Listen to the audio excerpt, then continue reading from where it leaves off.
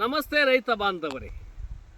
ಕೋಲಾರ ತಾಲೂಕು ಮಂಗಸಂದ್ರ ಎಂಬ ಗ್ರಾಮದ ಮಂಜಣ್ಣ ಅವರ ಒಂದು ಟೊಮಾಟೊ ತೋಟಕ್ಕೆ ಬಂದಿದ್ದೀವಿ.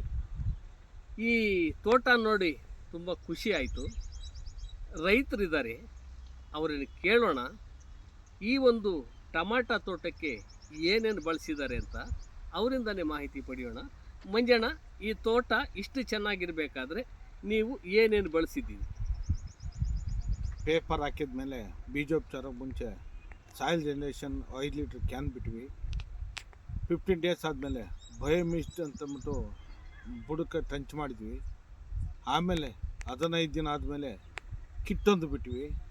ಅದ್ರ ಜೊತೆಗೆ ದಿನಗಳು ನೋಡಿಕೊಂಡು ಕೆಮಿಕಲ್ ಒಂದು ಸ್ವಲ್ಪ ಬಿಟ್ಕೊಂಡು ಹೋಗಿದ್ದೀವಿ.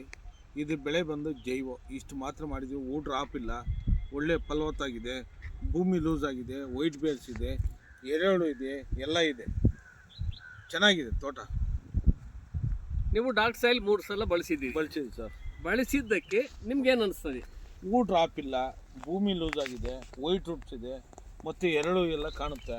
ಆರಾಮಾಗಿ ಬೆಳೆ ಚೆನ್ನಾಗಿದೆ ಸರ್. ಒಟ್ಟಾಗಿ ನಿಮ್ಗೆ ತೃಪ್ತಿ ಆಗಿದೆ? ಚೆನ್ನಾಗಿದೆ. ನಮಸ್ತೆ ಮಂಜಣ್ಣ. Okay sir.